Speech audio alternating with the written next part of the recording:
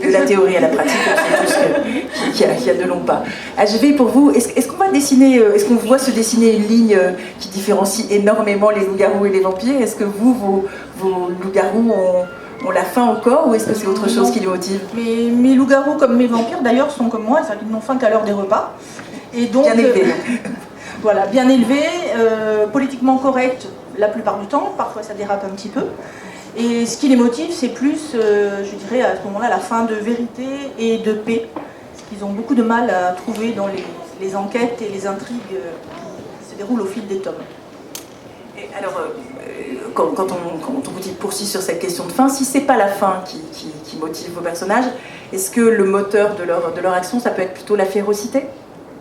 Puisqu'on est dans des personnages qui sont sur la monstruosité, sur l'altérité, la différence. Jeanne, est-ce que vos personnages sont des personnages féroces? Pas tellement plus que n'importe qui dans cette salle. Tout le monde se reconnaîtra. Voilà, le monstre est dans chacun de nous. Et les vampires parfois poussent la limite un peu plus loin. Dans mon univers, c'est clair qu'ils valent ni plus ni moins que nous. Le truc, c'est qu'ils ont les pouvoirs d'aller plus loin et de faire mieux. Encore que l'être humain a les moyens industriels de dépasser un vampire largement, hein, au niveau individuel. Un vampire, il est tout seul. Hein. Mais lorsqu'on s'y met... C'est que Jeanne est en avance sur mes questions. Pardon, tu veux que je m'arrête? Non, tout va bien.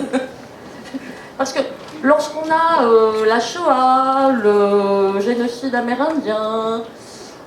L'esclavage. L'esclavage. Non mais t'inquiète pas, j'y arrivais. J'allais donner d'abord des chiffres.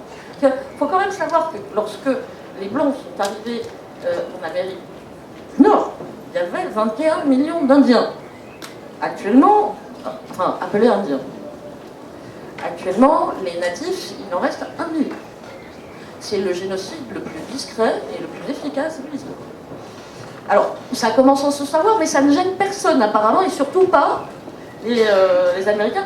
J'ai vu passer un truc sur Internet qui me fait beaucoup rire, c'est Donald Trump qui invite, qui dit que les gens qui ne sont pas d'origine d'Amérique doivent immédiatement partir. Et là, tu as un chef indien qui le regarde et qui dit « Ah oui, ça serait bien. » Voilà. Donc, alors, derrière, il y a l'esclavage, et puis... on peut en trouver plein comme ça. À côté de ça, un petit vampire tout seul, avec son cénacle de 2 ou 3, même 15 si on veut, il n'y arrive pas, il n'a pas les moyens. Le vampire est un humain mal organisé, c'est ça? Ouais, c'est ça. Et puis surtout, il est trop vieux, il n'a pas appris la révolution industrielle. Voilà, il est moins efficace, en fait. Et fondamentalement, je voulais revenir sur l'histoire de la faim, et en fait, c'est toute la question du désir de vivre. Et alors, à quel prix on va poser son désir de vivre?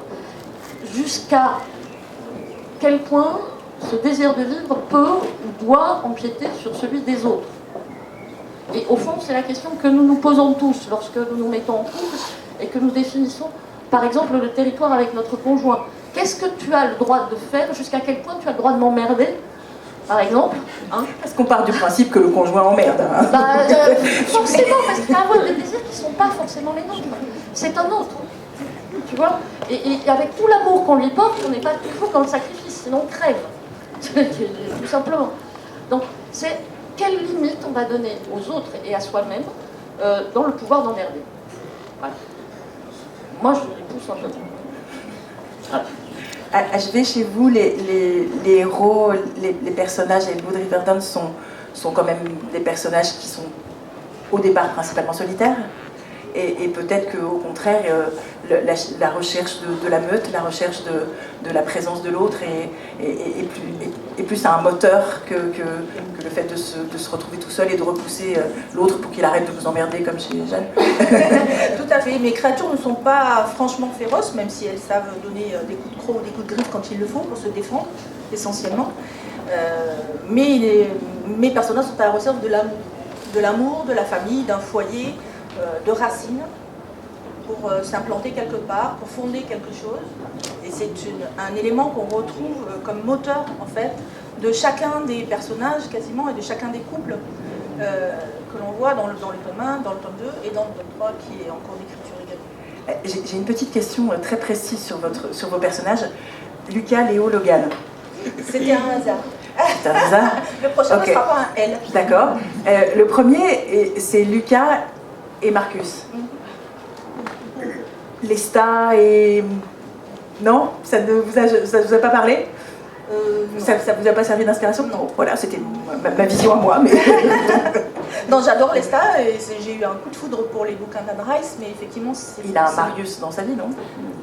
Il n'y a pas un de ses mentors qui s'appelle... Un de ses mentors, mais il en a beaucoup. Le Romain. Celui Romain, qui garde le temps. Il en a beaucoup dans sa vie en même temps, Lesta, donc c'est pas franchement un exemple à suivre pour les miens qui sont relativement monogames, au final. Bien, alors on a vu faim ou férocité. Passons au régime alimentaire. Est-ce qu'on peut envisager à un moment, vous avez un petit peu évoqué ça, est-ce qu'on peut envisager des VV, des vegan vampires?